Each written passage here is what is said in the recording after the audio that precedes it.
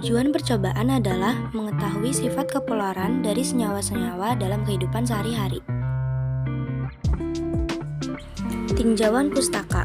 A. Senyawa kovalen adalah senyawa yang terbentuk atas sesama unsur non-logam dengan cara membentuk ikatan kovalen, penggunaan pasangan elektron secara bersama.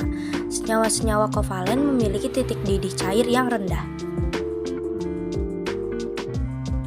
B. Senyawa polar adalah senyawa yang terbentuk akibat adanya suatu ikatan antar elektron pada unsur-unsurnya. Hal ini terjadi karena unsur yang berikatan tersebut mempunyai nilai keelektronegativitas yang berbeda.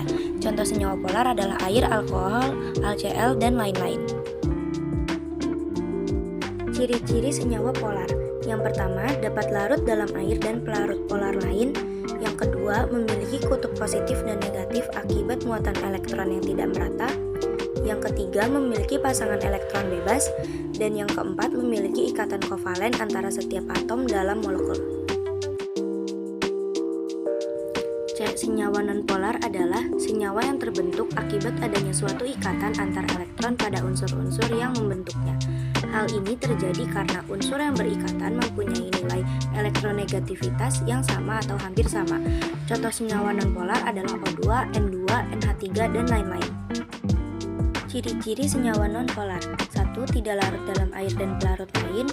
2. Tidak memiliki kutub positif dan kutub negatif akibat meratanya distribusi elektron. 3. Tidak memiliki pasangan elektron bebas. D. Polarisasi ikatan kovalen. Suatu ikatan kovalen disebut polar jika pasangan elektron ikatan tertarik lebih kuat ke salah satu atom. Jadi, kepolaran suatu ikatan kovalen disebabkan oleh adanya perbedaan keelektronegatifan antara atom-atom yang berikatan. Sebaliknya, suatu ikatan kovalen dikatakan nonpolar jika PeI tertarik sama kuat ke semua atom.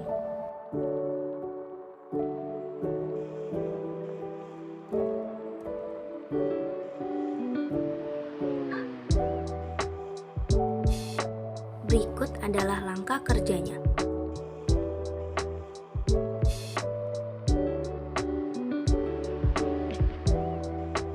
Uji coba pada gula.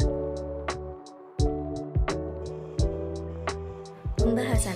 Pada saat keran buret dibuka, air gula yang mengalir menuju gelas kimia mengalir dengan lurus dan saat didekati oleh penggaris beraliran listrik tidak mengalami pembelokan. Jadi, air gula tergolong senyawa nonpolar. Namun, secara teori, air gula merupakan senyawa polar. Akibat menjadi senyawa nonpolar adalah karena aliran listrik pada penggaris kurang kuat. Uji coba pada bensin.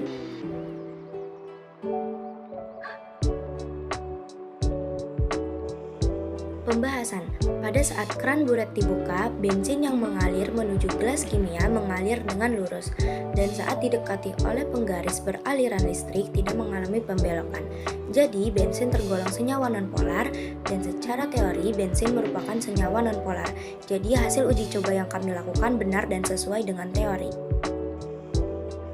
Kesimpulan, berdasarkan hasil pengamatan kami, dapat disimpulkan bahwa apabila penggaris digosokkan ke rambut yang kering sehingga bermuatan listrik dan didekatkan pada cairan tertentu, maka akan ada reaksi yang berbeda-beda tergantung molekul cairan tersebut.